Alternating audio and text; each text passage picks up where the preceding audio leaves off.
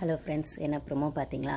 ஆதிரே வினோத் சண்டை அப்படின்னு. அது ப்ரொமோவில் எவ்வளோ வந்துச்சோ அவ்வளோ தூரம் தான் வந்து எபிசோட்லேயே ஆச்சு. பெருசாக அதுக்கு மேலே கண்டினியூலாம் ஆகலை.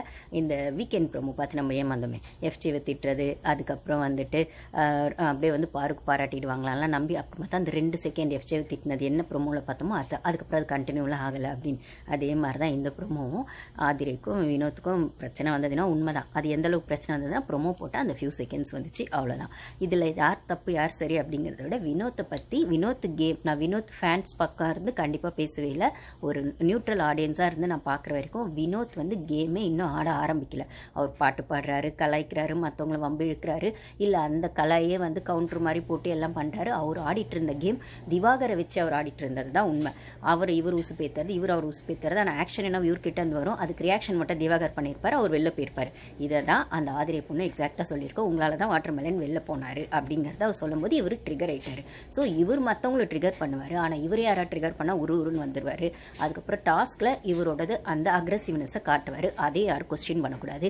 இது எப்போ டாஸ்க்லேருந்து துஷாரும் அந்த தொப்பி டாஸ்க் ஒன்று வருமே, துஷாரும் வினோத்தும் பண்ண அந்த டாஸ்கில், அப்புறம் கனி அந்த பாட்டு சாங் ஒன்று வந்துமே, கேர்ள்ஸ் சைட்லலாம் சேர்ந்து அந்த பாட்டு கண்டினியூஸாக பாட்டு பாடணும் அப்படிங்கிற மாதிரி ஒரு டாஸ்க் வருமே, ரூமில் வைப்பாங்களே.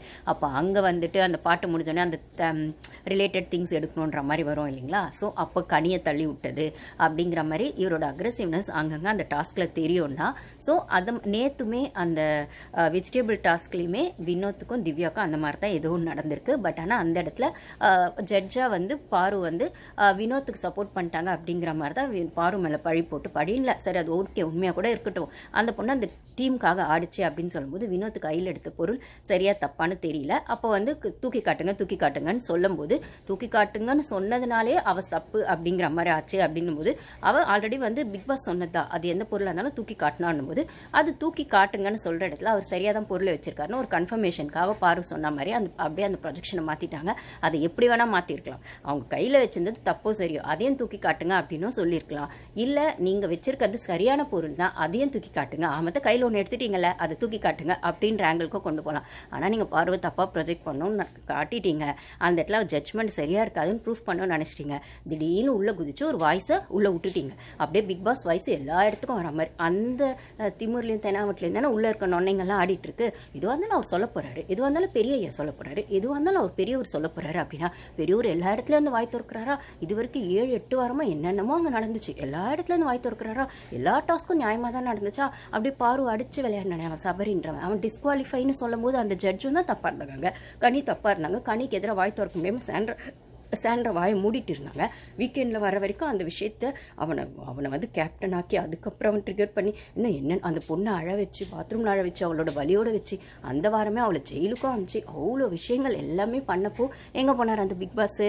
அந்த ஆம்பளை வாய்ஸ் எங்கே போச்சு? அந்த ஆம்பளை குரல் எங்கே போச்சு? இன்ஃபேக்ட் நான் சொல்லணும்னா எனக்குமே அந்த பிக் பாஸ் வாய்ஸ் மேலே ஒரு மதிப்பு இருந்துச்சு. ஆனால் இந்த சீசனில் இல்லை. தப்பு நடந்தால் கொஸ்டின் பண்ணுவார், இல்லை அந்த வாய்ஸில் ஒரு எத்திக்ஸ் இருக்கும், அந்த வாய்ஸ் உள்ளே வரும்போது எல்லாருக்கும் ஒரு பாசிட்டிவ் ஃபீல் இருக்கும் அப்படிங்கிற மாதிரி ஒரு ரெஸ்பெக்ட் அது மேலே இருந்துச்சு, வேல்யூ அது மேலே இருந்துச்சு. ஆனால் இந்த சீசனில் அது சுத்தமாக இல்லை. எப்போ வந்து ஒன்றுமே இல்லாத டாஸ்க்குக்கு நீங்கள் வந்து ஏங்க அது பாரு தப்பாக கூட சொல்லியிருக்கட்டும் அந்த ஜட்ஜ் விஷயத்தில், இல்லைனா வந்து அது ஒரு கயாசாக கூட ஆகியிருக்கட்டுமே. நீங்கள் வேறு எந்த எல்லா கயசையும் நீங்கள் வந்து சமாதானப்படுத்தி வச்சுறீங்களா? எல்லாத்துலேயும் ஃபேர் அண்ட் ஃபேர் கரெக்டாக வந்து நியாயம் பேசிடுறீங்களா? இல்லை தப்பே நடக்காம தான் நீங்கள் அந்த ஷோவை கொண்டு போகிறீங்களா? கத்தட்டும், சண்டை போடட்டும், கண்டென்ட் வரட்டும், டிஆர்பிக்காக அப்படின்னு விட்டு வேடிக்கை தானே பார்ப்பீங்க. அது பெருசாகிற அளவுக்கு கூட விட்டு வேடிக்கை பார்ப்பீங்களே. இது என்ன 5வது ரவுண்டில் அவங்க தப்பாக சொன்னாங்க, ஒன்று இந்த பாயிண்ட்ஸ் அது வரப்போகுது, இல்லை அவங்களுக்கு பாயிண்ட்ஸ் வரப்போகுது, இல்லை யாருமே டாஸ்க் பண்ணாமல் உட்காந்துருக்க போகிறாங்க. இந்த பக்கம் விக்ரம் வந்து முஞ்சா வந்து கொடி பிடிச்சிட்டு உண்ணாவிரதம் பண்ணிட்டு போகிறான். உங்களுக்கு டிஆர்பி தானே, அது விட்டு வேடிக்கை பார்க்க வேண்டியதுன்னா திடீர்னு உள்ள புந்தினோன்னு நாட்டாமல் பண்ணிட்டீங்க அப்படிங்கிற மாதிரி தான் நம்மளுக்கு கேட்க தோணும். அன்றைக்கி கனி டிஸ்குவாலிஃபைன்னு சொல்லும்போது எங்கே போச்சு உங்கள் நாட்டாமை அப்படின்னு கேட்க வேண்டியதாக இருக்குது. எவ்வளோ இடங்களில் தப்பு நடக்கும்போது உங்கள் நாட்டாமை எங்கே போச்சு அப்படிங்கிற மாதிரி கேட்க வேண்டியது.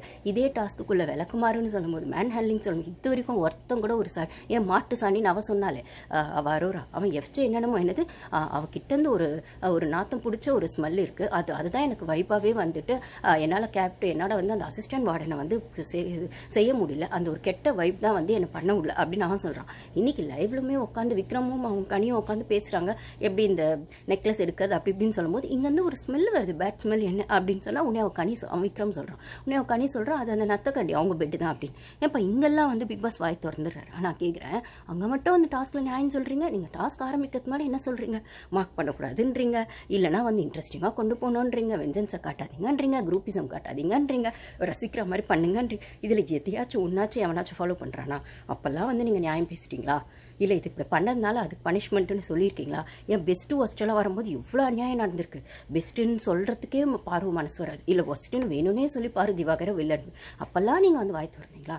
இப்போ மட்டும் ரொம்ப நாட்டாம நல்லவர், அப்படி நாட்டாம தீர்ப்பை மாற்றி சொல்லு அப்படின்னு தான் நம்ம சொல்ல வேண்டியதாக இருக்குது. அவ்வளோ நாட்டாம பண்ணிவிட்டு அந்த போஸ்டிங் வந்து தூக்குனீங்க அப்படின்னு சொல்லும்போது அவளுக்கு இப்போ வந்து இந்த வினோத் விஷயங்களில் கூட